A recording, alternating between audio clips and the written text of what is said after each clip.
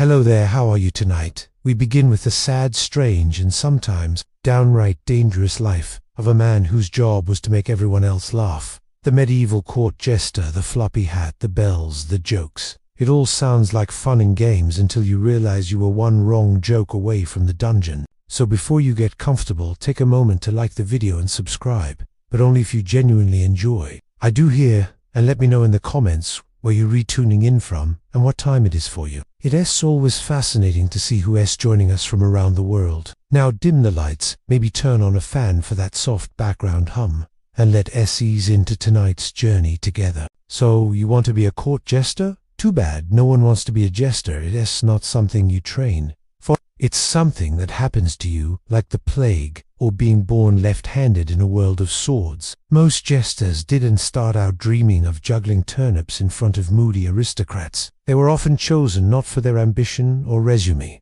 but because of something unique about them. You might have had a limp, a hunchback, a high-pitched voice. Maybe you were unusually clever, unusually weird, or unusually short. Either way, someone important pointed and said that one he is funny, let us keep him. Congratulations. Your personality has been conscripted.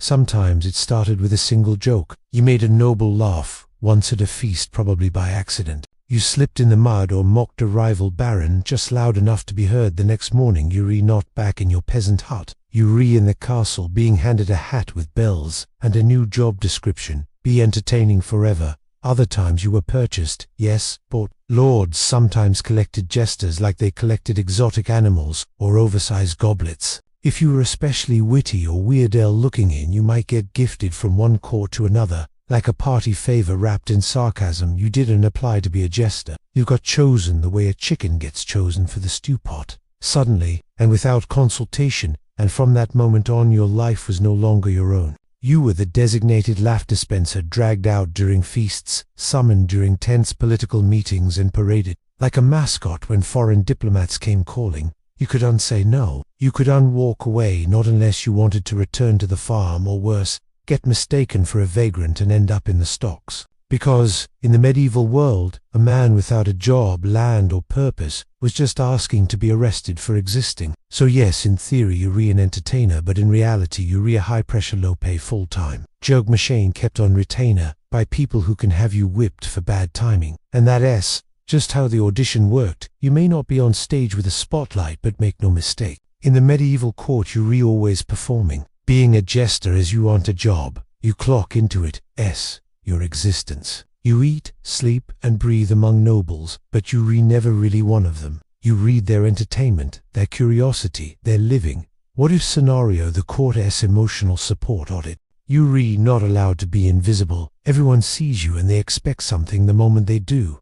A joke, a twirl, a clever insult at someone else's expense. You are in essence the world's most exhausted novelty act forever. One smirk away from being called boring. Even when you're not officially summoned to perform, you're still being watched. Walking through the great hall, better strut passing the queen's table at supper, better wink or curtsy. Ironically, sitting alone in the corner for 5 seconds, someone will say, "Why is yont a fool being foolish?" And heaven forbid you show a real human emotion, sadness that makes people uncomfortable, anger, dangerous, quiet, reflection, suspicious. If you're not grinning like an idiot, while half dancing on one foot, they assume you're planning treason. Worse still, you live in the palace but not like a prince. You sleep somewhere near the kitchens, or tucked into a spare closet that used to house brooms. Your quarters are just close enough to hear all the laughter, but never be included in it. You eat what's left over, you wear what's given you. Exist as a fixture of fun, not a person. And if someone important is bored or irritable, guess who gets summoned to fix it?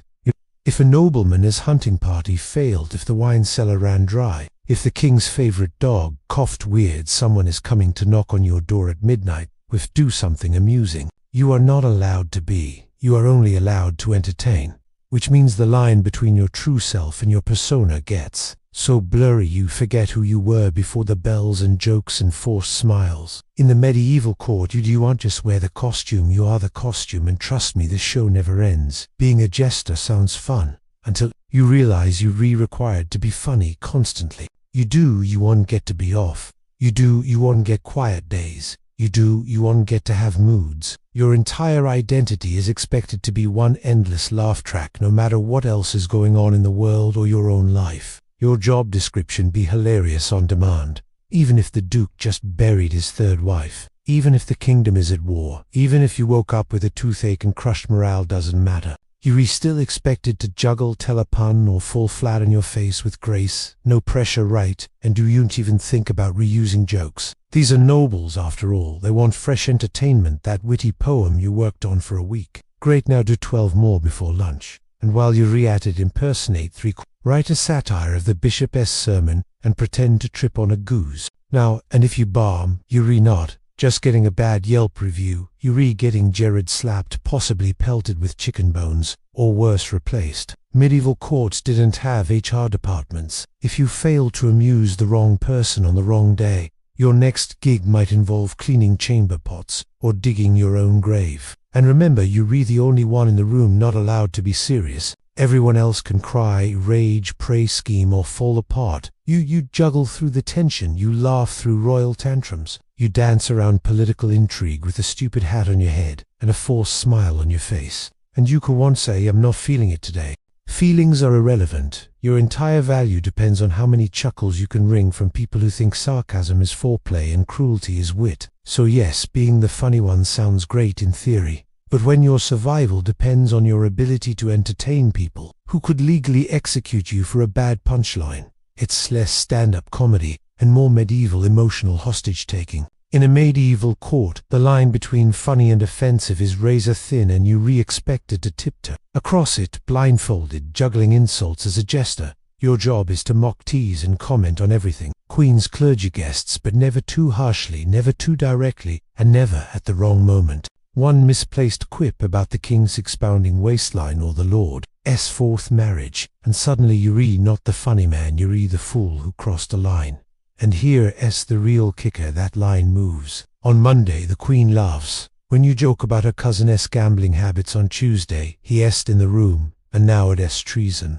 On Wednesday she laughs again, but too hard, and the king looks displeased. On Thursday you're being escorted out by guards for disturbing the peace of courtly decorum. There is no safe zone, not really. Jokes about politics, risky religion, suicidal, physical appearances, very dangerous. Royal failures, absolutely. Unless you wrap it in 3 layers of metaphor and a juggling routine. Even then, maybe do you and some gestures developed an art of truth through absurdity, couching social criticism in riddles, double meanings, and animal metaphors. The rooster with the sharp tongue and no eggs might want to crow less in the morning. You say, hoping the king laughs instead of orders your execution. But it's a gamble always. If the noble you mock is in a bad mood, that's your neck. If the bishop thinks your joke implies he's greedy, that's blasphemy. If the court turns against you, the same people who once roared with laughter will suddenly clutch their pearls and pretend they never found you amusing, and do you and expect anyone to defend you? The jester is your unprotected. You're not clergy, you're not nobility. You're a fool with a license to speak, a license that can be revoked with a single glare. Some jesters were whipped, some were banished, some were hanged, others were retired, which in medieval terms often meant buried without a funeral. So yes, humor was your weapon, but it was also your noose, and in court timing was everything. Miss the beat, lose your head before you even speak. The room is already laughing at what you're wearing as a medieval jester. Your wardrobe isn't made for dignity. It is made to humiliate. The moment you step into court, your entire outfit screams one thing: I am not a person, I am a punchline. Let us start with the hat, the famous cook's comb, a multicolored flopping-horned monstrosity with bells attached to the tips. Bells, not because it helps with your performance, but because people want to hear. You're coming like a walking wind chime of low self-worth. Your tunic, a checkerboard of clashing colors no sane tailor would combine on purpose. Yellow and blue, red and green, bright garish patches sewn together like a tapestry made by someone who hates your dignity. Your shoes, curled toe slippers, also with bells, perfect for slipping on spilled meat or tripping over your own relevance.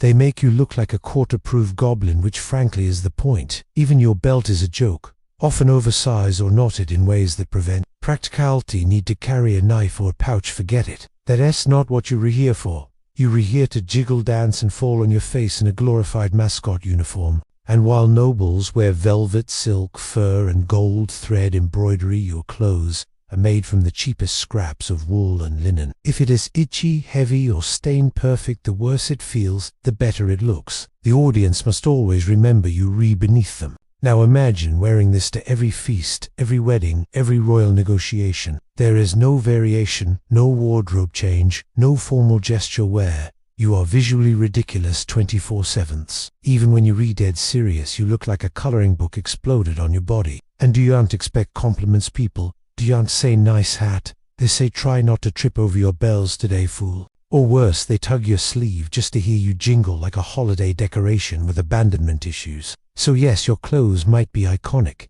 but they are also a uniform of humiliation. A reminder that even when your words are sharp, your outfit must be enough to reassure the powerful that you're never truly a threat, just an echo in a funny hat. You sleep under the same roof as dukes, barons, and kings, but make no mistake, you're not one of them. You're part of the furniture, like a tapestry that makes noise your room if you're lucky enough to have. One is a glorified storage closet tucked behind the kitchens or near the servants' quarters. A space just far enough to remind you are not important and just close enough to be dragged out at a moment's notice for a midnight joke or awkward wedding toast. At meals you aren't sit with the nobles, you stand near them close enough to overhear gossip, be insulted mid-bite, or have a piece of chicken flung at your head. You might be allowed to eat from the same platters, but always last after the nobles, the priests, the dog, and occasionally the stable boy. And yet you hear everything: affairs, plots, murmured insults, the truth behind marriages and treaties. You are the unwanted ear in the room, the one nobody stops talking around because in their minds you're too lowly to matter, you're harmless, a fool. But that doesn't stop you from knowing everything.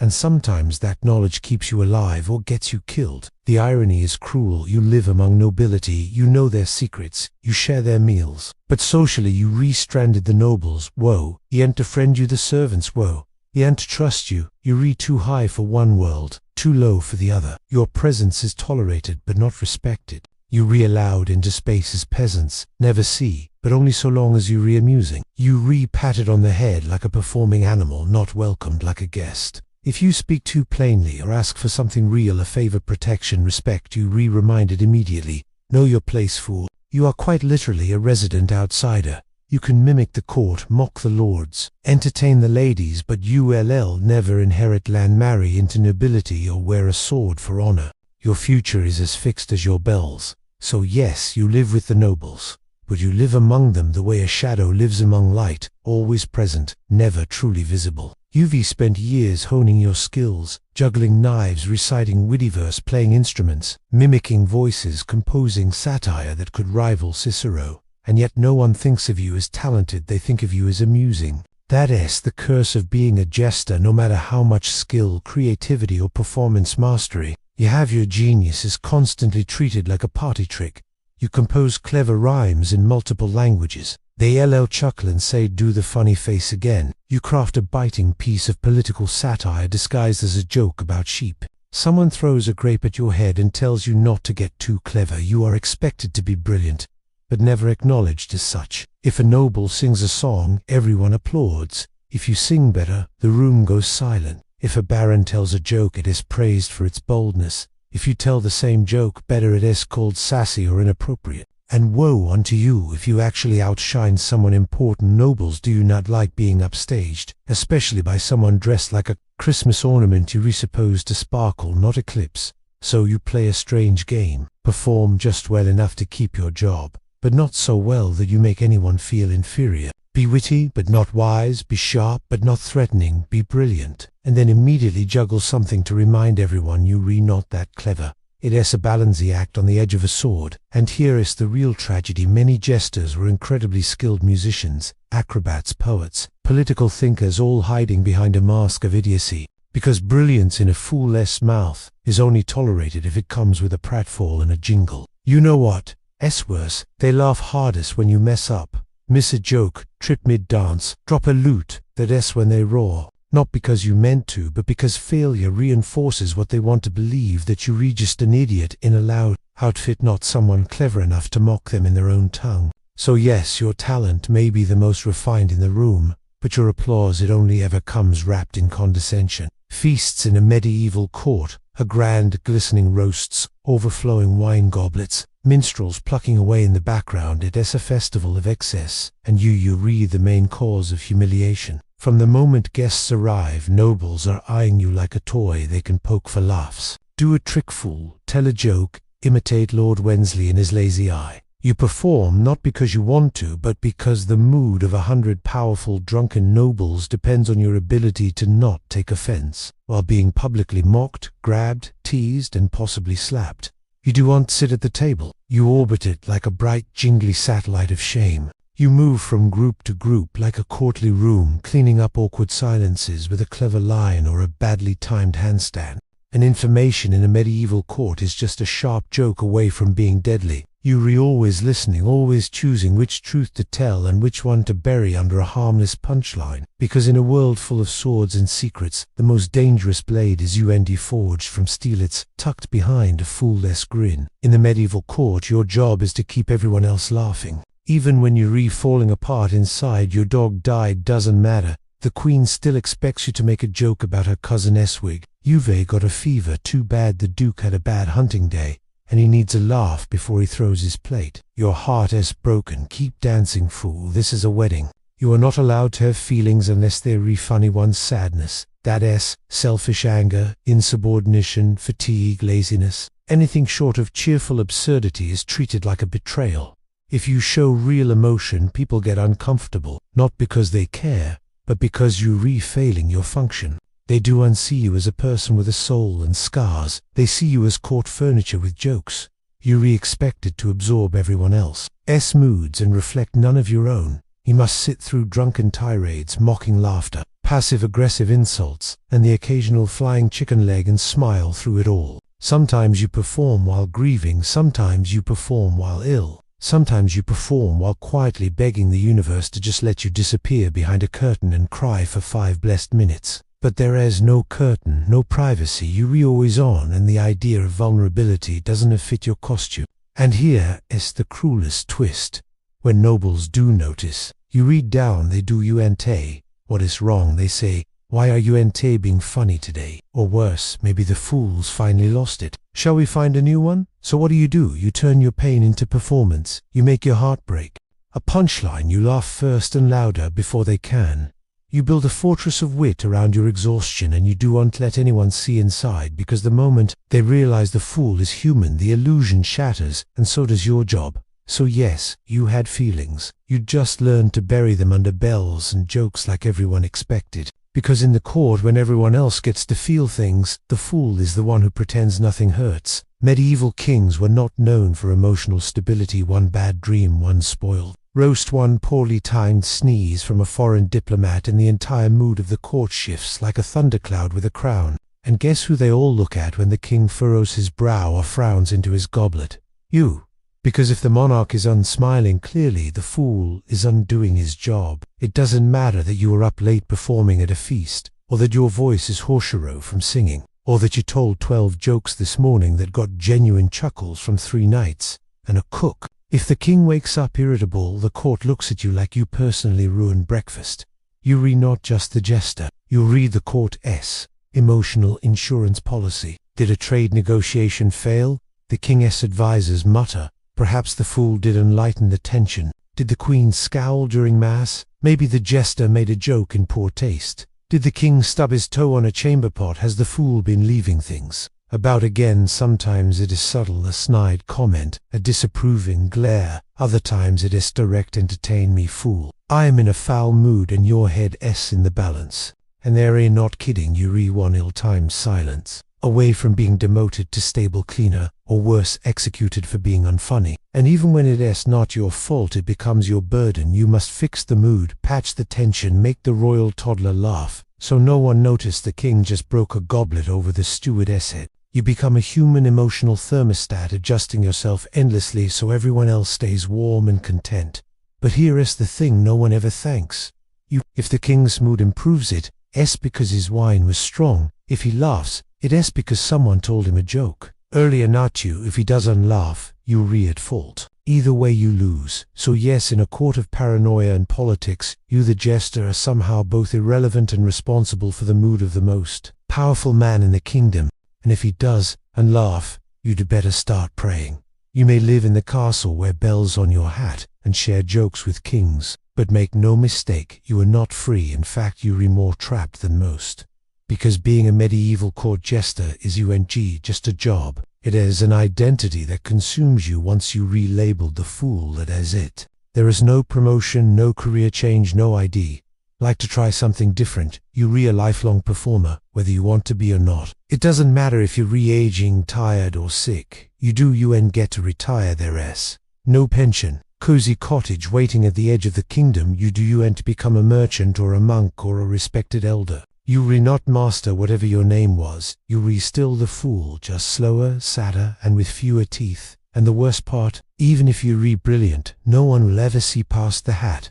You might write poetry, you might speak 4 languages, you might secretly know more about statecraft than the royal council. But when you speak, everyone hears bells and expects pratfalls. You could warn of war and be ignored. But if you slip on a turnip, they'll laugh for hours. You become a costume with a voice and try leaving. Good luck. You not trained in a trade. You own no land, you have no connections outside the castle walls. If you wander into a town, you not seen as that sharp-witted court performer. You just a strange, poorly dressed man babbling about dukes and drama, probably mistaken for a madman or vagrant. And if you do leave and somehow survive, what then? You'll miss meals. You'll be forgotten. And sooner or later, some lesser noble will say, "Bring back the old fool. He made us laugh." And just like that, you dragged back in because you not a man, you an object that people remember when they bored. So you stay, you perform, you laugh at your own pain because the alternative is terrifying. Because once you the fool, you stay the fool forever. Here is the strange thing about being a fool. In a room full of nobles, bishops and knights, you might be the only one allowed to speak the truth. Everyone else in court speaks in riddles. Diplomats flatter. Courtier scheme, servants lie to survive, but you got one strange, dangerous privilege. You can say what others can. You can mock a policy the king refuses to reconsider. You can whisper jokes that call out corruption. You can impersonate the baron, who clearly embezzling grain, or the duchess with a suspiciously close friendship to the bishop's nephew, and somehow get away with it. But let us be clear, getting away with it doesn't mean you safe. It means you're walking a high wire strung between comedy and execution. The court laughs because they're pretending it is just a joke, but you know the truth. It is never just a joke. That jest about the war, that a political opinion in disguise. That pun about the taxes, that public dissent delicately wrapped in wordplay. You are the only honest voice in the room and everyone knows it. And that scares them. Some will admire you quietly, others will hate you openly, but all will watch your every word. Because one misstep, joke too sharp, one truth too close, and the same crown that once chuckled at your cleverness may have your head rolling across the tiles by morning. In a world where saying the wrong thing could get anyone imprisoned, the jester was the court's built-in truth serum, but with no protection. You are the moral mirror, the court's conscience in bells. You're allowed to point at the naked emperor, so long as you do it with a backflip and a silly voice. But if your truth cuts too deep, or if the king is in a particularly fragile mood, well, jesters have been silenced before. So yes, in a court built on secrets, your job is to shine a flickering lantern into the shadows and pretend it as a spotlight gag. Because sometimes the only one brave enough to speak the truth is the man everyone refuses to take seriously. You spend your life surrounded by people, nobles, knights, ladies, guests. You entertain at feasts, weddings, coronations, and even funerals. Your voice echoes in great halls, your jokes fill chambers with laughter. And yet when your time comes, no one is there. The jester's life is filled with noise, but his death is usually silent. You die in a corner room, unnoticed, no parade, no eulogy, no marble slab. Etched with your cleverest line, you do and it get remembered like a knight or a bard. You not written into songs or family histories, you just gone. Maybe the cook mentions you once years later. Remember that fool who used to dance like a goat? Maybe a new jester finds your old bells in a drawer and doesn't ask whose they were. Or maybe no one remembers you at all because someone else took your place before your bed even went cold. Because you weren't a person to them. Not really. You were a sound, a color, a flicker of amusement, replaceable, disposable. And the very thing that made you valuable, your ability to disappear behind a joke, is the same thing that ensures you forgotten. You never marry, you never have heirs, you never own land or build a name. You make everyone else feel important, but you leave no legacy of your own. Even your closest friend in court, the steward who once laughed at your imitation of the bishop, will one visit your grave. You might be buried outside the churchyard because fools were unconsidered holy enough for consecrated ground. Too many jokes, not enough prayers. You lived for their laughter. You measured your worth in their joy, but laughter is fleeting. It echoes once and fades. And when you re-gone, the halls grow quiet until the next fool arrives, juggling for applause. So yes, your life brought others cheer. You made kings forget their worries and lords drop their pride. But when your candle finally burns out, there's no crowd, no fanfare, just silence, and maybe, just maybe, the soft jingle of bells remembered by no one. To the lords and ladies of the medieval court, the jester was entertainment, comic relief in a tense world of politics, war, and ceremony. But look closer, and you will see the jester was just there to amuse. He was there to remind. He was a walking contradiction, lowborn yet allowed to mock kings. Powerless, yet speaking truth to power, ridiculed, yet feared. He stood at the center of the feast, jingling and spinning, not to be celebrated but to be studied, because the jester was a mirror. His jokes revealed things no one else dared to say.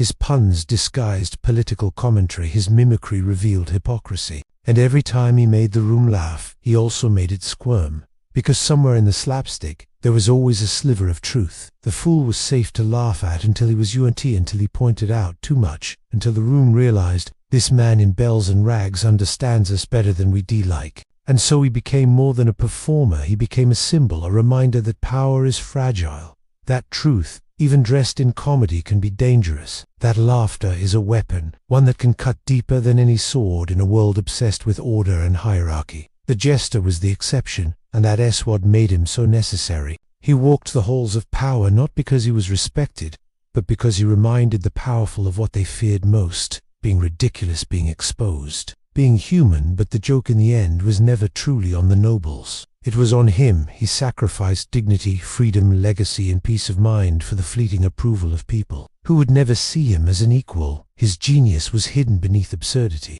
his wisdom wrapped in wordplay, his truth dismissed as foolishness. And yet, centuries later, we still remember him not as a clown, but as something more complex, more haunting, more real. The medieval jester was not a joke. He was a warning that sometimes the only one telling the truth is the one you're busy laughing at long before curtains rose and actors bowed. Ancient theater was born in a swirl of wine masks and divine chaos. It didn't start with playwrights or applause. It began with Dionysus, the Greek god of wine, fertility, ritual madness, and performance in 6th century BC. Athens' theater wasn't just culture, it was cult. The earliest dramas emerged during the city Dionysia, a spring festival honoring the god himself. Citizens flooded the city in celebration, livestock was sacrificed, wine flowed like rivers, and in the midst of this revelry something miraculous happened. People started acting, not pretending, but becoming, taking on voices, not their own, dancing in frenzied circles, chanting choruses that blurred the line between prayer and performance.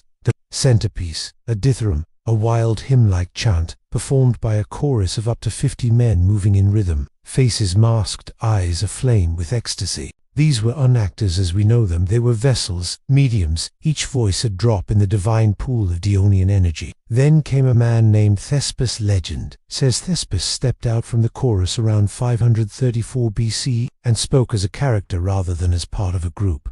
Just like that, the concept of an actor was born. That is why we still call performers thespians today. Imagine it, one man alone on stage claiming to be someone else. It must have felt like blasphemy or magic.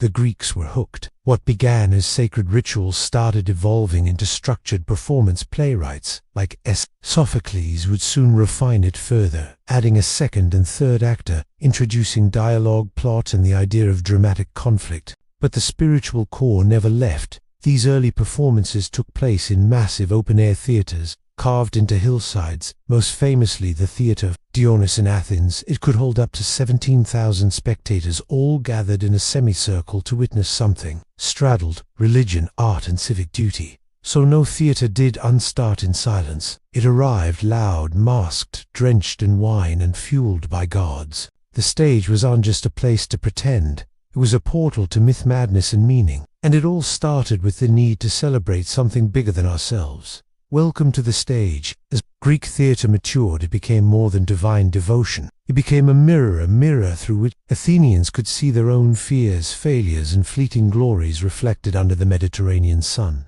But to truly understand that mirror, we have to talk about two things: tragedy and masks. Tragedy, or literally goat song, is a word that still echoes in modern storytelling, but its origins are hazy and strange. It might refer to goats sacrificed to Dionysus, or perhaps the prize a goat awarded to the best performer. Either way, by the 5th century BCE, tragedy had crystallized into a formal art. The plays were structured, poetic, and overwhelmingly fatal. Think fate, betrayal, vengeance, hubris, and gods who toyed with mortals like cats play with mice. And at the center of it all were masks. Greek actors did unjust play roles, they transformed. Each actor, typically male, could portray multiple characters using distinct masks: a twisted mouth for sorrow, a white face of fear, a delicate feminine mask for goddesses and queens. These masks were unsubtle, they were oversized, stylized, and often exaggerated. So even the person in the worst seat at the top of the amphitheater could feel the character's emotion. Behind the mask, the actor's voice was everything. Projection and clarity mattered more than naturalism. With no microphones or lighting, actors had to command a sea of thousands using nothing but breath, tone, and precise physicality. One actor might kneel in grief, another might howl into the sky, all of it unfolding beneath the open heavens. Tragedians like Aeschylus, Sophocles, and Euripides revolutionized the form. Aeschylus added a second actor, Sophocles a third, and Euripides brought psychological depth and raw emotion that made his characters bleed on the page. They tackled themes of divine injustice, war, trauma, and the limits of human reason. Oedipus, Antigone, Medea, these were just plays. They were philosophical battlegrounds. And yet, despite all this darkness, Greek theatre was on to funeral. It was a civic celebration. Tragedies were performed competitively, like Olympic Games for the soul. The entire city would attend, including the poor, wealthy citizens, even paid for the production as a form of public service. The stage had become sacred ground, and the mask a tool of revelation. The Greeks had found a way to stare into chaos and call it art, while tragedy grappled with gods and doom. Greek comedy pulled down its tunic and mooned the universe by the late 5th century BCE. As Athens blossomed into a cultural and intellectual superpower, comedy emerged as its rebellious younger sibling. It was raw, irreverent, and loud. Theatrical playground where no one, not even the gods, was safe from ridicule. If tragedy asked, "What is the meaning of suffering?" comedy asked, "Why is Zeus such a pompous idiot?" The master of this art was Aristophanes, the Shakespeare of satire. His plays, like Lysistrata, The Clouds, and The Frogs, were brilliant, bawdy, and biting. Lysistrata, for example, tales of women who withhold sex to force their men to stop waging war. It was revolutionary, hilarious, and politically loaded. Imagine watching a play where the characters are making fun of your government, your neighbors, and your own bad habits, and everyone's laughing. In the open comedy, plays were still part of religious festivals like the city. Dionysia often performed right after the tragic trilogies. The audience would go from crying over Antigone to roaring with laughter as a chorus of dancing sausages mocked corrupt politicians. Masks in comedy were even more exaggerated than those in tragedy: grotesque faces with bulging eyes, snub noses, and enormous male appendages to guarantee laughter even from the back row. Costumes were padded, wigs were wild, and the chorus might show up as frogs, wasps, birds, or clouds, depending on the joke. But Greek comedy was under all slapstick. It was deeply political. Aristophanes attacked warmongers, philosophers, and playwrights with surgical precision. The Clouds mocked Socrates so ruthlessly that some scholars believe it contributed to the public mistrust that eventually led to his trial. As the classical age matured, comedy evolved. New comedy in the 4th century BCE softened the satire and focused on domestic plots, mistaken identities, romantic entanglements, clever slaves. Outwitting dim-witted masters, players like Mandanda laid the groundwork for what would later influence Roman comedies and even modern sitcoms. Greek comedy was more than laughter. It was truth-eating in disguise, a democratic city speaking to itself in riddles and punchlines, masks and music, dance and defiance. Where tragedy asked, "What is fate?" comedy replied, "Isn't it ridiculous how we try to control it?" When the Romans inherited the stage from the Greeks, they did unwhisper tragedy into the wind. They built colossal amphitheaters, stuffed them with thousands of spectators, and said, "Let us make it louder." Theater in ancient Rome was never just about art. It was about power, performance, and pleasing the masses. The earliest Roman plays were translations of Greek works adapted by playwrights like Andronicus and Plautus, who romanized the humor, dialed up the physical gags, and simplified the plots for wider appeal. The result, theater that was rowdy, fast-paced, and obsessed with mistaken identity, lewd jokes, and ridiculous characters, who always ended up running in circles.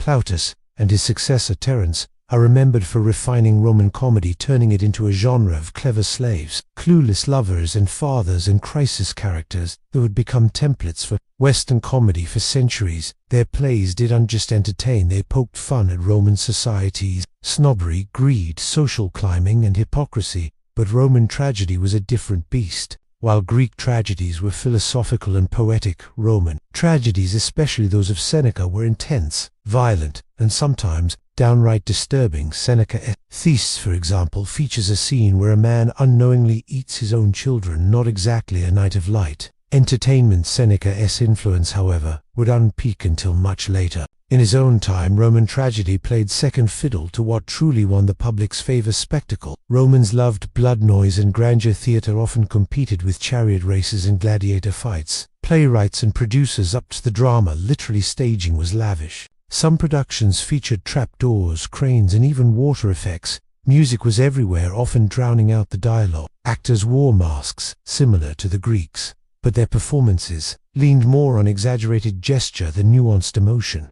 And in some extreme cases, deaths on stage were acted. They were real executions woven into the story. That's Rome for you. For emperors, the theater also became a tool of propaganda. Augustus and Nero used it to promote imperial ideology. Nero, in fact, fancied himself an actor and forced audiences to sit through his endless performances or risk execution for walking out. In Rome, the stage was a battleground for attention, glory, and influence, less sacred than Greek theater but far more sensational. It was no longer about catharsis, it was about control. Far from the marble stages of Greece and the booming arenas of Rome, a different form of theater blossomed in ancient India, one that was rich in spirituality, philosophy, and refined aesthetics. Indian theater was born in festivals of wine, but in the quiet depths of sacred texts and oral tradition. Its foundation lies in the Nasya Shastra, an ancient Sanskrit treatise on drama, attributed to the sage, dated somewhere between 200 BCE, CE. This was not just a manual on performance, it was a cosmic blueprint. According to the text, theater was created by the gods as a divine offering to humanity, a way to educate, entertain, and uplift the soul. The Nasya Shastra outlines everything: stage construction, character types, gestures, facial expressions, music, and even the psychological effects of drama. It emphasizes rasa, the emotional essence evoked in the audience, with it as Shingara, romantic love, Karuna, compassion, or Rudra, fury. Each play aimed to stir the soul and guide it toward enlightenment. Performances were elaborate, yet disciplined actors, trained for years in voice movement and codified hand gestures used to express meaning without words. Dialogue was often sung or chanted, and stories came from epic texts like the Mahabharata and Ramayana, weaving together mythology, morality, and magic. One of the earliest known playwrights was Kalidasa, whose drama Shakuntala still stands as a masterpiece of world literature. His works were just popular, they were revered. Audiences expected to be moved emotionally and spiritually. They came not just for a story but for a refined experience of being. Theatre in India was inclusive in an entirely different sense. While elite courts often sponsored performances, folk traditions also flourished. Sanskrit theatre existed alongside regional village drama, puppet theatre, and dance drama forms like Kathakali and Yaksagana, each with its own rules, costumes, and musical rhythms. Unlike in Rome, where the goal was spectacle, or in Greece, where the aim was civic reflection, Indian theatre sought to harmonize, to balance emotion, intellect, and spirit. It was both performance and prayer, art and dharma. In this world of silks, incense, and layered symbol, the actor was just an entertainer. They were a spiritual vessel, bridging myth and reality, embodying the timeless stories that made sense of life and death. In ancient China, theater didn't erupt into existence. It unfolded like a delicate fan over centuries of music, dance, and ritual. Before there were scripts and actors, there were shamans, court performers, and sacred ceremonies, blending movement with meaning. Chinese theatrical roots stretch back over 30 years to the Zhou dynasty, when masked dances known as nuo were performed to ward off evil spirits. These weren't for laughs, they were solemn spiritual affairs. Over time, these rituals evolved, absorbing elements of storytelling, mime, and music. By the 10th dynasty, 7th-10th century CE, a true theatrical form was taking shape, one that balanced aesthetics, discipline, and philosophy. The Temps court under Emperor Xuanzong even established the Pear Garden, the first known royal acting academy. Actors trained in voice, dance, acrobatics, and gesture. It is no wonder that performers in traditional Chinese theater are still called children of the Pear Garden today. But it was during the Yuan dynasty, 13th-14th century, that Chinese drama truly bloomed under Mongol rule. Confusion, censorship loosened, and popular entertainment surged. Zahu, a genre of poetic drama, rose in prominence. It featured structured arias, comic interludes, and strong female leads, sometimes played by actual women, a rarity in global theater history. Enter Guan Hankin, a Yuan playwright often compared to Shakespeare. His works like The Injustice to Die were packed with emotional depth, social critique, and lyrical beauty. They told stories of unjust rulers, moral dilemmas, and tragic with performances relying on symbolic gesture, stylized movement, and minimal scenery. The audience was expected to read the body as much as hear the words from these roots. Chinese opera, a rich and dazzling tradition that fully emerged by the Ming and Qing dynasties. The most famous form, Peking opera, or Jing, crystallized in the 18th century with ornate costumes, color-coded makeup, martial arts, and piercing falsetto voices. It turned performance into a ritualized visual language. Each movement, raising a sleeve, tilting the head, was loaded with meaning. The stage was almost bare, yet your imagination filled it with mountains, palaces, and battlefields. And unlike Western theater, Chinese opera didn't aim for realism. It aimed for essence. Chinese theater didn't just tell stories. It transmitted values, preserved history, and expressed a worldview where heaven, earth, and humanity danced in quiet harmony. In Japan, theater emerged not with clamor or excess, but with stillness, subtlety, and sacred restraint. Among the world's oldest surviving theatrical forms, No is unlike anything that came before. After Bonin in the 14th century, No was less a performance for the masses and more a ritual for the refined soul, a whisper of drama in a world obsessed with noise. No traces its lineage to Dingaku and Sarugaku folk dances, Buddhist chants, and comic sketches that entertained both commoners and monks. But in the 1300s, a father-son duo changed everything. Kanami and his son Zami elevate No into a structured, poetic, and deeply symbolic art form. Zami, a performer, writer, and theorist, gave No its heart. His treatises laid down a philosophy of beauty rooted in Jugan, a kind of mysterious grace, or profound subtlety, and no less was unjust more. It was everything. Each performance blends music, dance, poetry, and drama into a single fluid expression. Actors move slowly, deliberately, often appearing more like statues than performers. Dialogue is sung or chanted, accompanied by a small ensemble of flute and drums.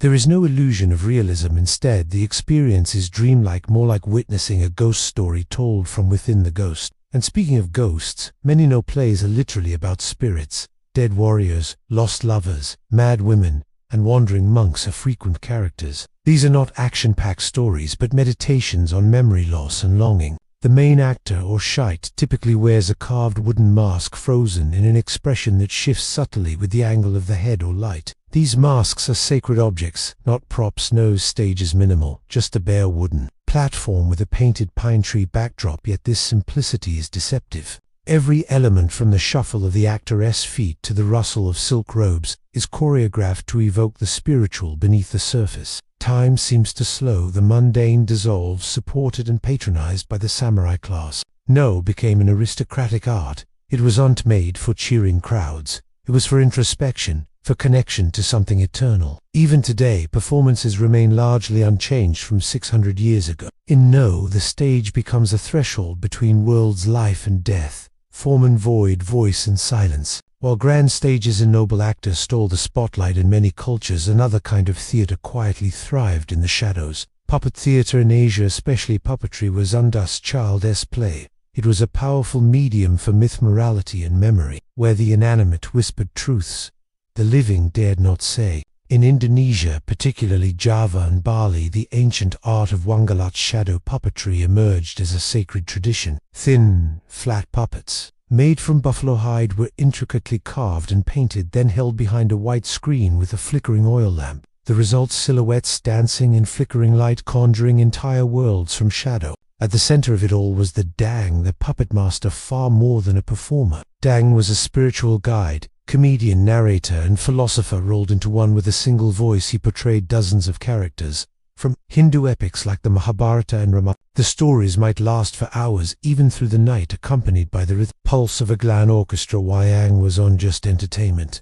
It was a ritual act, often performed during temple festivals, births, funerals, or political ceremonies. Each puppet symbolized more than a character. It was a force, a lesson, a karmic echo.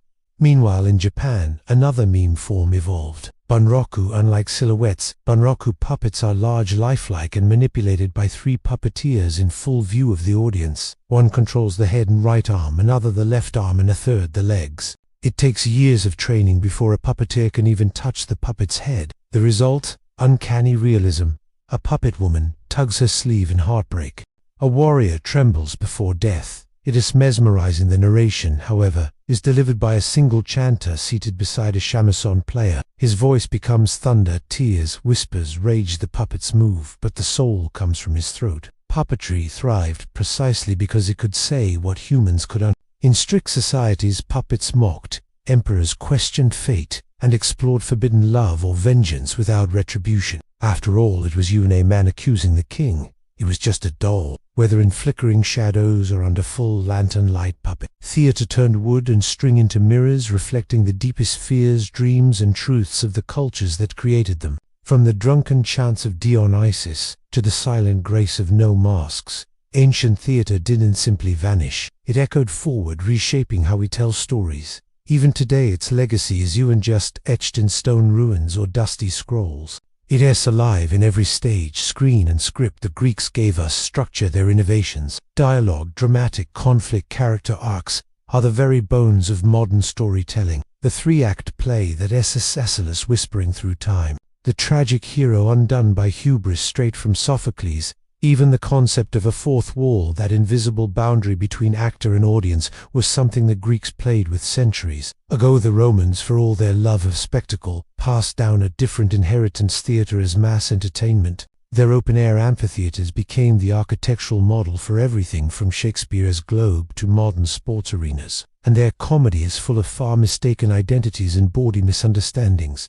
Laid the groundwork for Western sitcoms and slapstick in the East. The impact of theater is no less profound. Indian drama, with its focus on emotional resonance and the balance of aesthetic moods, rasa influence, not just performance, but classical dance, cinema, and poetry. The philosophical weight of the Nasya Shastra continues to inform Indian storytelling. Today, Chinese opera, with its color-coded symbolism and stylized expression, inspired centuries of visual storytelling. Even martial arts cinema owes much to the rhythmic choreographed combat of opera performers. Meanwhile, Japan's no and bunraku remain living traditions, still performed, still revered. Air minimalism influencing modern directors like Kurosawa, and even Western experimental theater.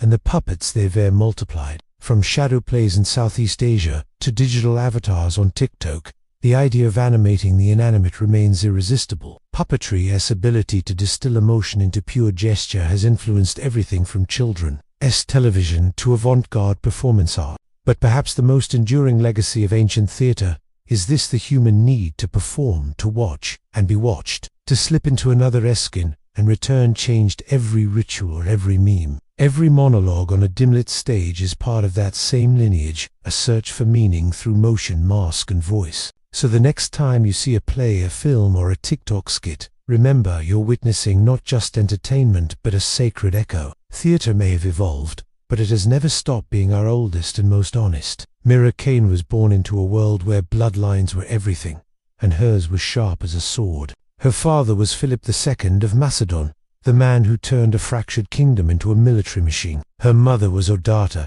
an Aryan princess from a fierce warrior tribe to the west. Most Macedonian princesses were groomed for alliances and silk-draped diplomacy. but Sinaine, she was raised for war from the moment she could walk. Sinaine lived under the weight of two powerful legacies, the tactical brilliance of her father and the unbreakable spirit of her Irian mother. While other royal girls were learning to weave, she was learning to wield a spear. Odata, unlike most Macedonian queens, didn't just tolerate. She trained her daughter herself. In Irian culture, women could fight alongside men. Strength was admired. It was expected. Cinna's early life was steeped in discipline. She rode horses across jagged terrain, practiced swordplay in the heat of the day, and studied the movements of armies instead of embroidery patterns. In the palace of Argi, where her father plotted conquests, Cine absorbed everything. She listened at the edges of war councils, watched how generals deferred to Philip, and understood far too early that power was ungiven, it had to be taken. Being Philippe's daughter came with advantages but also danger. Her half-brother, Alexander, born to Olympus, would become the center of Philippe's world. The court buzzed with ambition, rivalry, and suspicion. Macedon was under peaceful place, even at its peak: murders, exiles, shifting alliances. This was her childhood, but Sane was no passive observer. Even as a girl, she cultivated presence. She trained harder, spoke more boldly, rode faster. She knew her name would never be Alexander, but she could still carve her own legacy in the cracks between empires. By her teenage years, she was unjust admired. She was feared not only for her royal blood, but for her refusal to fit the mold of a royal woman. She was unto pawn, she was a blade. Sin was born in a palace, raised on horseback and baptized in steel. She was not meant to survive in a man's world. She was meant to conquer it. To be born royal in Macedon was to be born into a game of strategy, but to be born the half-sister of Alexander the Great, that was a life spent balancing on a dagger's edge. Sane and Alexander shared the same father, Philip II, but different mothers. His mother Olympias was infamous for her ambition and ruthlessness. Hers Odata was a Irian royalty, tough as the mountain tribes. She hailed from childhood. Sin knew she would never be the heir. That title had already been handed to Alexander the Golden Boy, with the lioness mane and the philosopheress tutor. The court adored him, the generals feared him, and the world one day would kneel before him. But Sin did unkneel as Alexander grew into the legend we now remember. Sinaine carved a quieter, sharper path. While he rode into Persia, she remained in Macedon, observing how empires functioned from within. She saw how alliances shifted like sand dunes, how one wrong word could end a dynasty. She learned the real battlefield was not always fought with swords. Sometimes it was fought in whispers. Still, she was no cloistered noblewoman. Sinaine's reputation as a warrior began to circulate. Rumors of her military prowess, her ability to ride, fight, and lead echoed in the corridors of power. She may not have crossed deserts or stormed cities like Alexander, but she was no less dangerous. She had something he never did. Silent. Sin didn't need the world to watch her. She needed them to underestimate her. But in a kingdom obsessed with lineage and legitimacy, blood was currency, and Cine had plenty of it. She was not only the daughter of Philip, but the sister of the king, and her Irian bloodline connected her to another branch of warriors. She could unite kingdoms or break them. She did unchallenge Alexander, not directly. There was no battle between them, but she was a constant reminder that power didn't belong only to men. Her presence, her lineage, and her skill were threats, quiet ones, but threats nonetheless. And when Alexander marched east to chase immortality, Sinaine stayed behind, watching the gears of empire turn, waiting, studying, because even the greatest shadow can cover everything, not forever. Sane was uncontent with being a figure of quiet potential.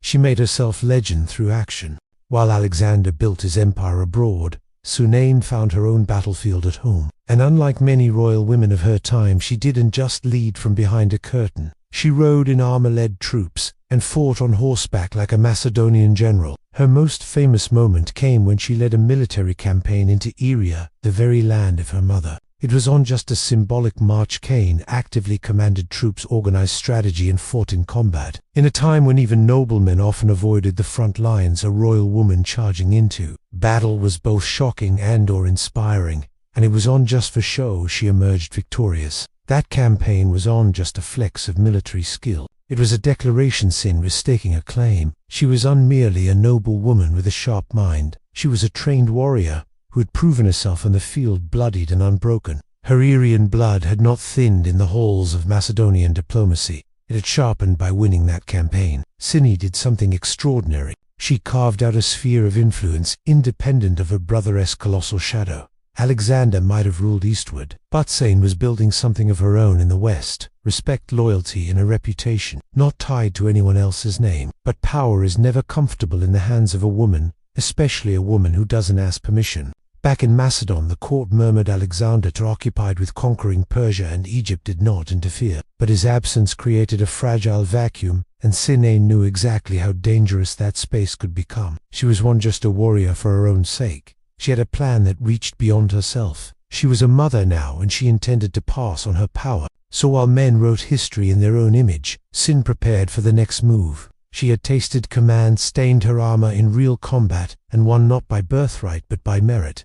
She was no mere royal. She was a commander, and she was just getting started. For all her victories and warrior spirit, Sin's most audacious move was not made with a sword but with a daughter. Her child Ada was born of her marriage to Amintis Fura, a man who himself had royal blood but little political strength. Their union was strategic, a way for Sine to connect her bloodline deeper into the royal web. But Antas was soon dead, likely a victim of Philip II's relentless housecleaning. Sin, however, survived. More than that, she saw opportunity in the ashes. She began raising Ada, not as a passive princess, but as a future queen from the very beginning.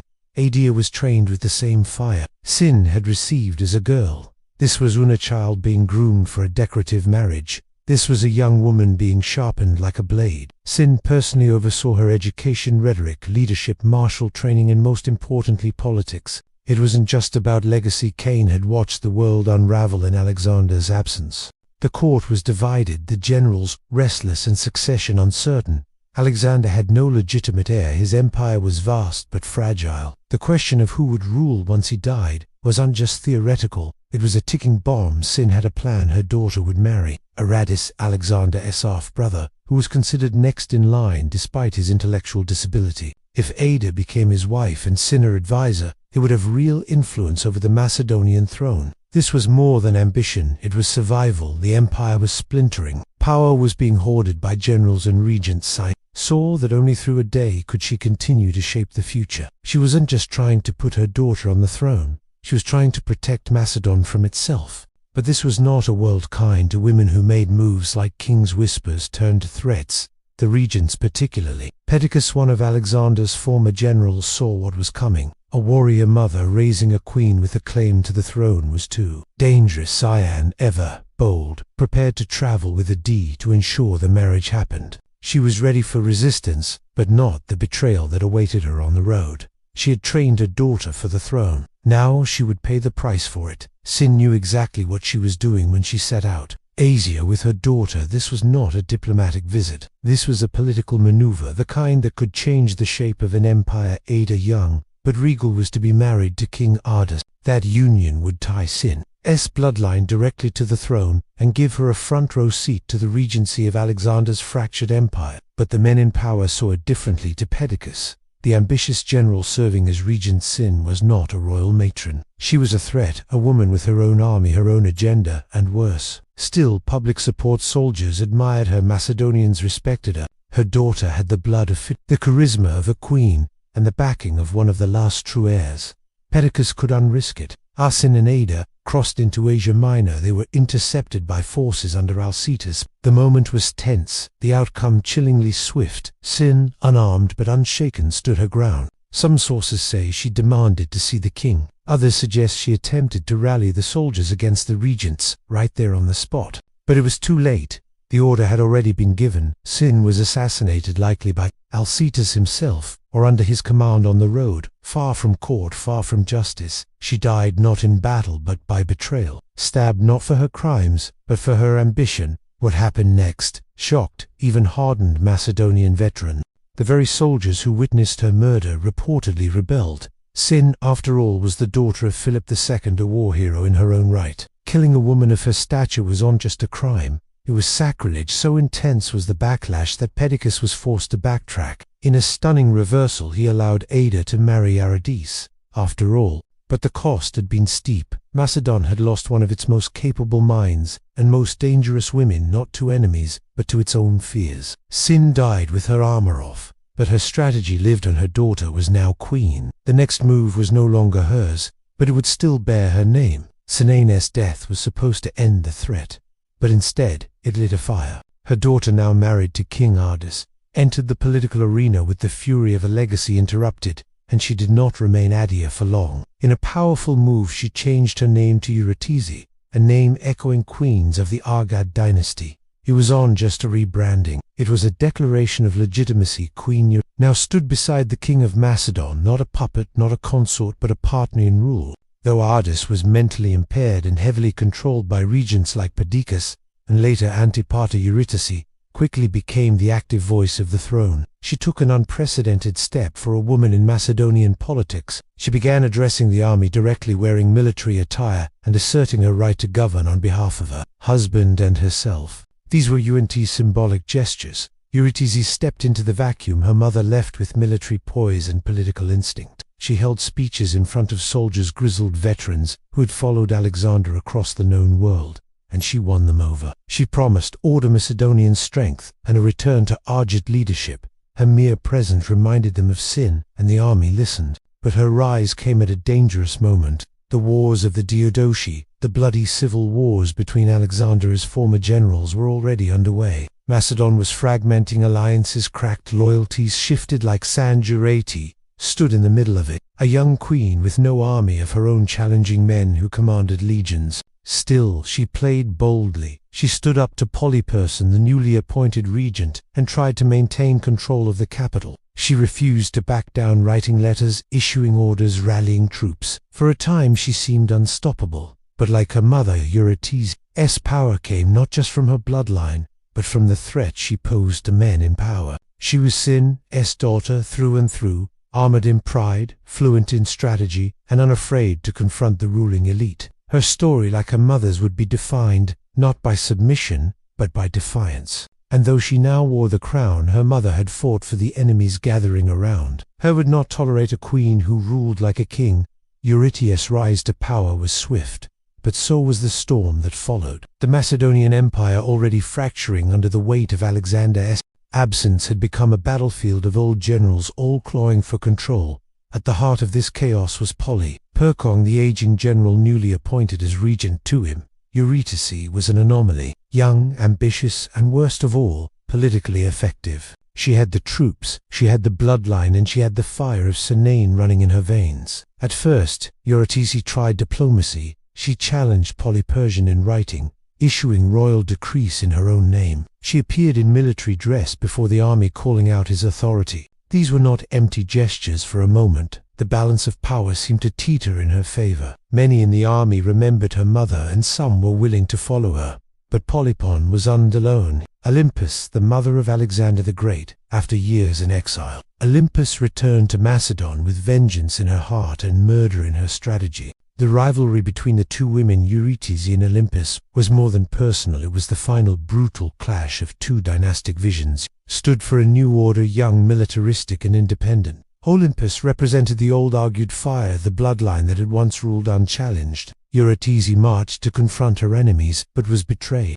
Her troops faced with the revered Olympus, and her more experienced forces abandoned her. She and King Ardys were captured. The crown, once so close, was ripped from her head. What came next was not politics. It was revenge. Olympias had Eurytice imprisoned and forced her to commit suicide. The daughter of Sinane, like her mother, died not in battle, but because she dared to claim power in a man's world. Her husband was murdered soon after. Their deaths were unjust executions. They were warnings etched in blood, sent to every woman who might think of leading armies or wearing crowns. But even in death, Eurytice left a mark. Her story became legend, whispered among soldiers and remembered by historians as a flash of defiance in a darkening world. She had inherited her mother's soul and shared her fate. Cyan and Eurytice are rarely mentioned in the same breath as Alexander, Philip, or their names linger on the margins of history, footnotes in an empire obsessed with male conquest. Yet their lives, full of courage, strategy, and resistance, carved a path through the brutal politics of their time.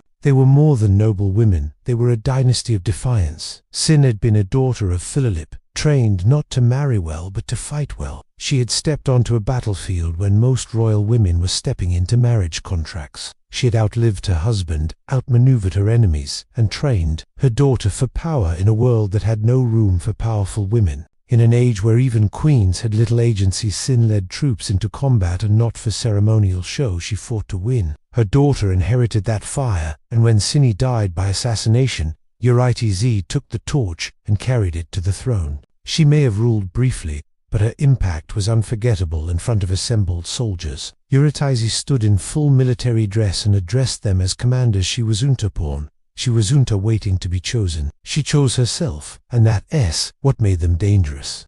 The men who killed them were only defending political control. They were defending a system, a world, where women could inspire loyalty but not lead. Armies could bear heirs but not rule empires. Sinaine and Eurydice proved that women didn't need permission to claim power. They only needed opportunity. What's extraordinary is how close they came to succeeding. In another timeline, one less afraid of their strength, Sane might have led campaigns alongside Alexander. Eurydice might have stabilized the throne, restoring Macedonian pride after Alexander's empire collapsed. Instead, both were killed, not for failure, but for being too effective. Their legacies survive in fragments. Roman historians mention them in passing. A few ancient coins hint at Ursias' brief reign, but the full weight of their stories has been buried under centuries of malafocus glory. Still, the outline remains: a mother who trained like a soldier and a daughter who ruled like a king. They were born into conquest, and in their own fierce, tragic way, they left a conquest of their own. Sin and were silenced, but their stories never truly vanished.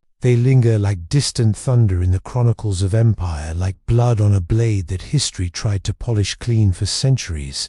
They were overshadowed by their male relatives, by Alexander's brilliant campaigns, by Philip's reforms, by Olympia's deadly cunning. But if you look closely, you can trace their presence like footprints through wet earth. Sin, who led soldiers into Iria and returned victorious. Eurydice, who donned armor and defied generals face to face. Neither ruled long, neither died peacefully, but their courage left a blueprint for resistance, for female power, for what a woman could be in an empire designed to crush her. Their erisia is part of a pattern. Ancient historians, mostly men, recorded events through the lens of power and prestige. Women like Sinaine were celebrated. They were feared, minimized, or written off as ambitious beyond their station. But the fragments survive in brief lines, in bitter deaths, in the outrage of armies who witnessed their assassinations and recoiled at the injustice. And in those fragments something remarkable remains: willpower.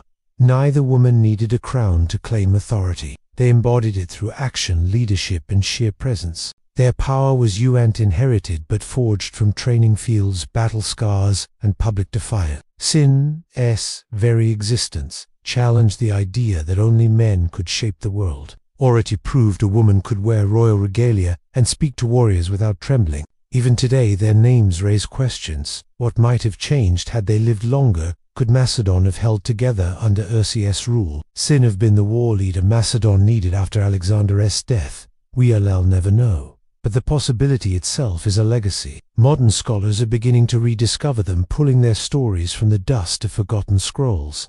Not as side characters, but as protagonists of their own brutal, brilliant narratives. Sin and you didn't survive their world, but they disrupted it. And for that they echo not as ghosts of empire, but as reminders of what power looks like when it refuses to beg for permission. Their crowns were stolen, their stories almost erased, but their fire still burns, even if history tried to bury the ashes. Before there were belts, masters, or cinematic legends, martial arts began in the silence between survival and the sacred. Across early civilizations, the act of fighting was just practical. It was ritualistic. It was how communities trained their bodies, protected their borders, and shaped their spirits. The earliest martial arts didn't emerge from sport. They grew out of necessity. Long before writing, people were already grappling, striking, and weapon training. But over time, simple survival turned into something deeper. Combat became a discipline, a code, a path toward mastery, not just of the body, but of the self. Take ancient hunters, for example.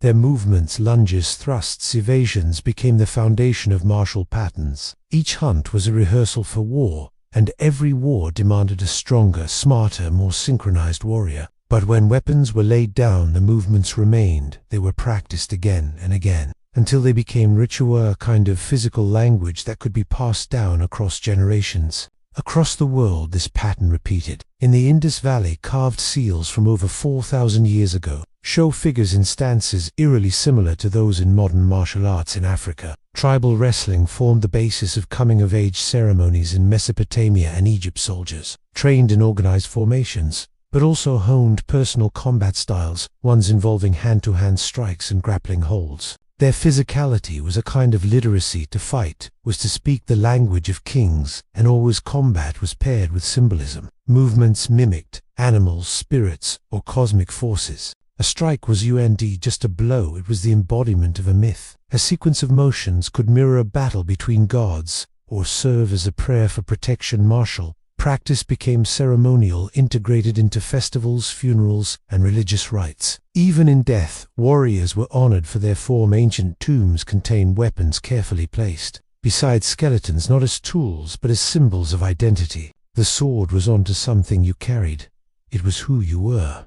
So, in these ancient worlds, martial arts were owned side activities. They were essential rites, a merging of the physical, the mental, and the divine. It was unbought fighting. It was about becoming. In the misty Pomka-covered hills of southern India lies the ancient birthplace of what many believe to be the world's oldest martial art, Kaleri Payattu. Born in the region of Kerala, this system dates back over 3,000 years, and possibly more, emerging from a civilization where combat, medicine, and spiritual practice were deeply intertwined.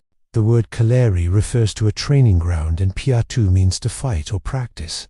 But Kaleri Payattu was never just about fighting. It was a discipline of transformation, a system where warriors trained not only to defeat enemies, but to master themselves. It combined strikes, grapples, and weapon techniques, with deep breath control, meditation, and stretches that predate modern yoga. According to tradition, the art was shaped by the sage Parasurama, a divine warrior believed to have reclaimed the land of Kerala from the sea. He created Kaleri Payattu not merely as a combat system but as a sacred path to balance power with wisdom. Students began training at a young age, learning body control, flexibility, and agility before ever touching a weapon. The training grounds, or kalares, were considered sacred spaces. Entering the Kaleri was a ritual. Students bowed to the earth, the gods, and their master. Lessons began with Mapiato, the body conditioning sequences. These were fluid, almost dance-like routines, meant to awaken every muscle, tendon, and joint. The movements drew from nature, the strikes of the snake, the grace of the peacock, the ferocity of the lion. Weapons came later: wooden sticks, curved swords, daggers, spears, and the legendary urumi, a flexible whip-like blade so dangerous it required total body mastery to wield safely. But alongside combat, students also learned Ayurvedic medicine, how to heal what they had the power to hurt.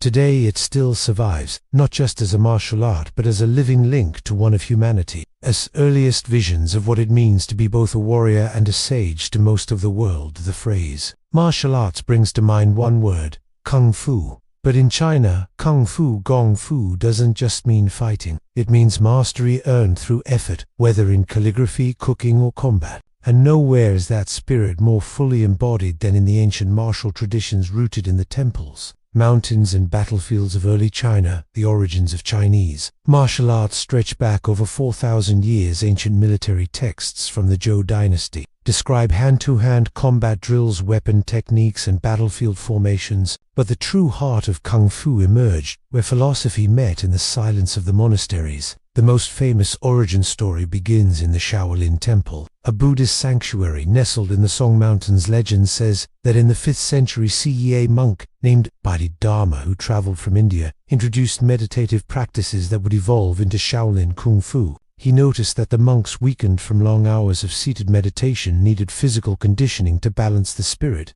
So he taught them forms, fluid movements that mimicked animals, synchronized breath, and sharpened awareness. Over centuries, these forms became complex martial systems, each with its own rhythm, philosophy, and purpose. Tiger style for strength, crane for grace, snake for fluidity. Every motion was a metaphor for a principle. Attack with speed, defend with emptiness, strike with inner stillness. Shaolin monks were unjust fighters. They were spiritual athletes. They believed that to master combat you must first conquer the self. This was not about brute strength. It was about internal power. The idea of ki life energy was central movements were random. They were vessels for circulating qi, balancing yin and yang, aligning body with cosmos. Kung Fu also branched beyond Shaolin. Taoist monks in the Wang Mountains developed their own soft flowing styles like Tai Chi, which emphasized harmony, breath, and the redirection of force. These styles prioritized energy control over impact, showing that martial power could come from yielding, not clashing. Throughout dynastic wars, cultural revolutions, and modernization, Kung Fu endured not just as combat training, but as a living philosophy. It taught ethics, restraint, and discipline to fight without anger, to win without arrogance. Because in China, the true enemy was never just an opponent. He was imbalanced within in the dust of ancient Greek arenas under the blazing sun of Olympia. There was a martial art so raw and so complete it made even seasoned hoplites flinch. It was called Pankreon, a word that means all powers or total strength. And it was just a sport. It was warfare stripped of weapons and placed at the feet of the gods. Pankration first entered the Olympic Games in 648 BCE. And almost immediately it became legendary. A blend of wrestling and striking, this was full contact combat at its most primal. Competitors punched, kicked, grappled, choked, and broke bones. The only two rules: no biting, no eye gouging. Everything else was fair game. But Pankration was on chaos. It was discipline. Fighters trained in strategy and control, not wild brutality. They studied the mechanics of the human body, where to strike, how to pivot, when to lock a joint or crush the windpipe. They trained relentlessly in the palestra. Gymnastic conditioning met hand tactics. Pancratiasts were admired not just for strength, but for technique and mental toughness. And the art was confined to the games. Greek soldiers practiced pankration for the battlefield. It was part of the warrior's toolkit. If your spear broke, your shield splintered, and your sword fell, you fought with close quarters, barehanded and unforgiving. Legendary tales grew around its champions. One speaks of Arishan of Phigalia, who died during a match after locking his opponent in a final submission hold. Though lifeless, his opponent conceded defeat, and Arishan was crowned victor. He became the embodiment of what Pankreon represented: absolute commitment, even unto death. Yet like many ancient martial systems, Pankreon faded with time. When Rome absorbed Greece, gladiatorial spectacle overtook it. Later, with the fall of the pagan world and the rise of new cultural orders, its practice all but vanished. But its legacy lived on in the philosophy of using the whole body as a weapon in the balance of aggression and control, and in the roots it planted in modern combat sports like MMA. Today, historians and martial artists alike view Pankration as one of the most complete fighting systems of the ancient world. Because to the Greeks, true strength was just about violence. It was about mastering every part of yourself in the moment when everything else was lost. When we think of ancient Egypt, we think of pyramids, pharaohs, and gods with animal heads. But beneath the golden mask of Tutankhamun and the shadow of the Sphinx was a militarized civilization, where martial skill was just a soldier's tool. It was a path to honor and status. Egypt's earliest records of martial arts appear not in text, but in art, on the walls of tombs in Beni Hassan dating back to around 2000 BCE. There are over 400 depictions of grappling techniques, throws, locks, and stances. These images, striking in detail, show that Egyptian warriors trained in unarmed combat with surprising sophistication. Wrestling was not a pastime, it was a national passion.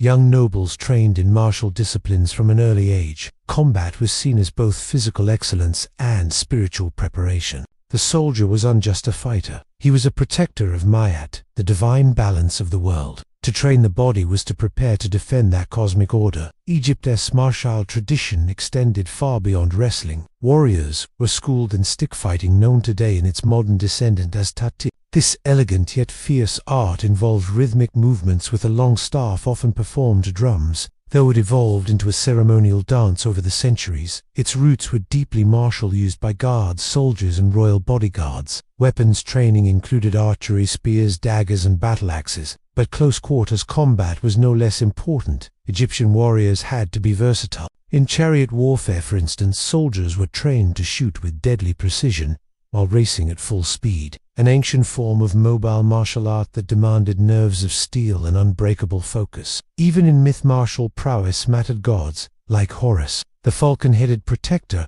were warriors first locked in eternal combat with chaos. Pharaohs modeled themselves on these divine fighters, presenting their victories as reflections of divine will. War was sacred, and those who fought it were not just men.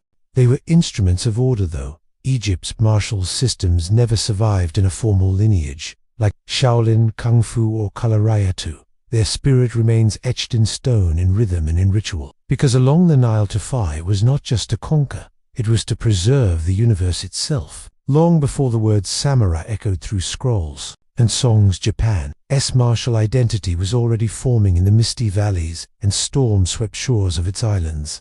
The origins of Japanese martial arts lie not in modern karate dojus or sword-fighting duels, but in ancient ritual, clan warfare, and spiritual discipline. In the earliest centuries, during the Yayoi and Kofun periods, warriors fought with bronze weapons, stone-tipped arrows, and raw practical techniques designed for survival. These early forms lacked structure, but emphasized efficiency, group cohesion, and instinctual movement. Fighting was not just physical, it was deeply tribal. Loyalty to clan and family was everything. To fight well was to protect your bloodline.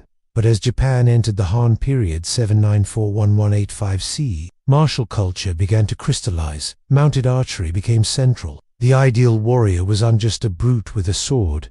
He was a horseman, archer, and scholar. This period gave rise to the bushi, the early prototype of the samurai, whose code blended battlefield skill with personal honor. The foundation of many Japanese martial arts developed from this evolving warrior class. One of the earliest systems was kawatsu, the art of the bow. Archers trained to shoot from horseback using the umi, a tall, asymmetrical bow requiring extraordinary strength and control. Over time, this evolved into kudo, the way of the bow, which emphasized not just aim but spiritual focus, breath, and mindfulness. Kenjutsu, or sword technique, also began to emerge, though swords were not yet the dominant weapon. Techniques were battlefield tested, direct, and often brutal. Far from the polished forms we associate with modern katana, dual swords were tools, not symbols. Yet within the folds of these techniques a code of conduct was growing. By the time of the Kamakura period, this code evolved into what we now know as Bushido, the way of the warrior.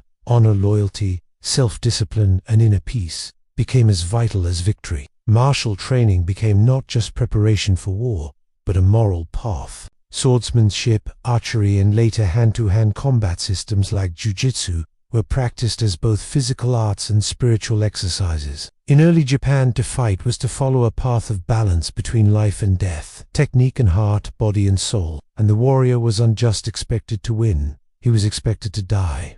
Well, when we talk about the origins of martial arts, Africa is too often left out of the conversation, but across this vast and diverse continent, ancient cultures developed powerful, sophisticated, and deeply rooted martial traditions, systems shaped by survival, spirituality, and ceremony.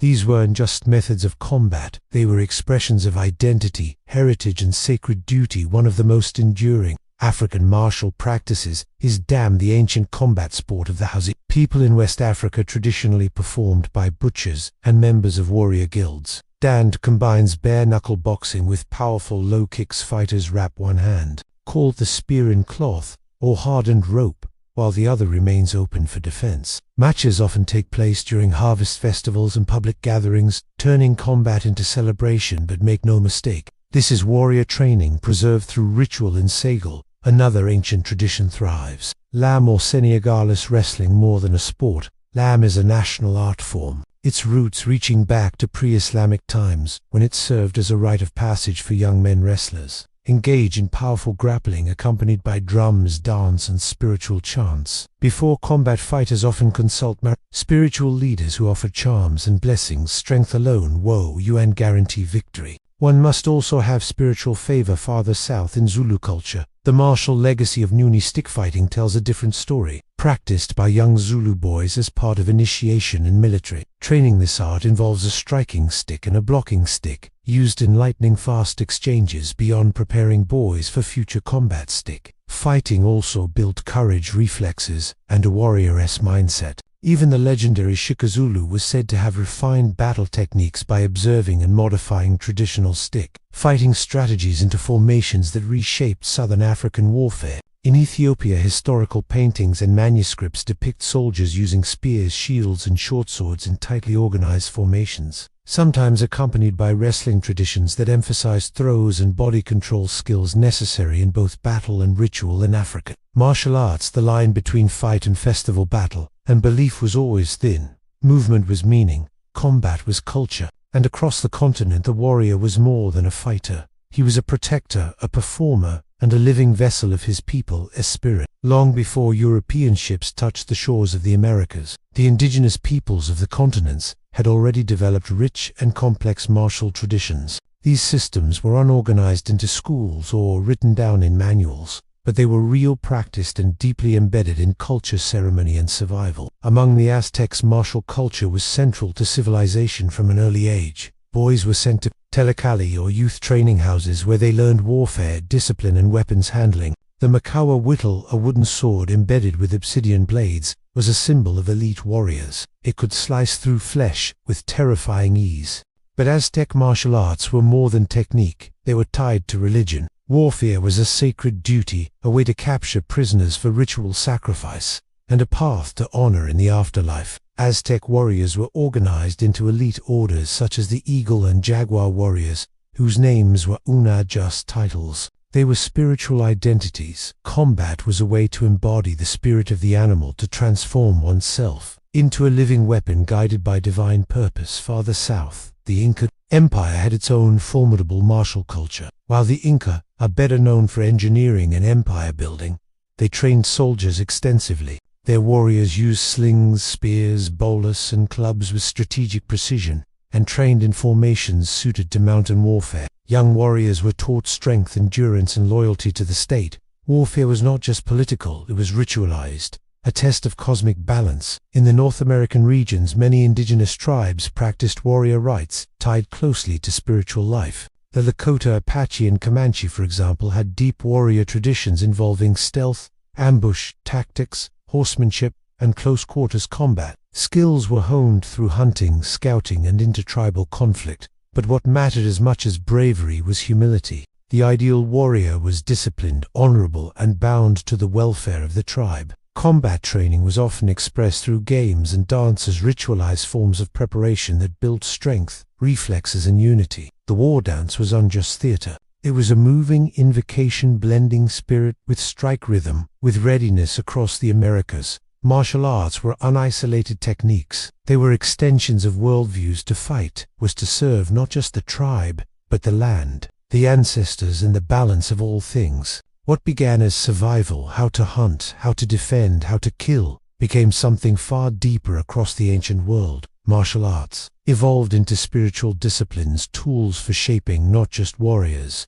but entire cultures. From India to China, from Africa to the Americas, every civilization developed its own system of combat. But what unites them is you aren't just the strikes, holes, or weapons. It's how those movements became ritual training grounds turned into sacred spaces. Warriors became symbols of cosmic order. Combat itself became a path not to destruction but to These early martial arts didn't teach violence for its own sake. They taught control, humility, and balance. In Kalarapa, the fighter is also a healer. In Kung Fu, the battle is internal as much as external. In Pancratan, the test is mental endurance as much as physical skill. Even in the tribal dances of Africa and the war games of the Americas, the lesson is the same. True strength lies not in dominance, but in discipline.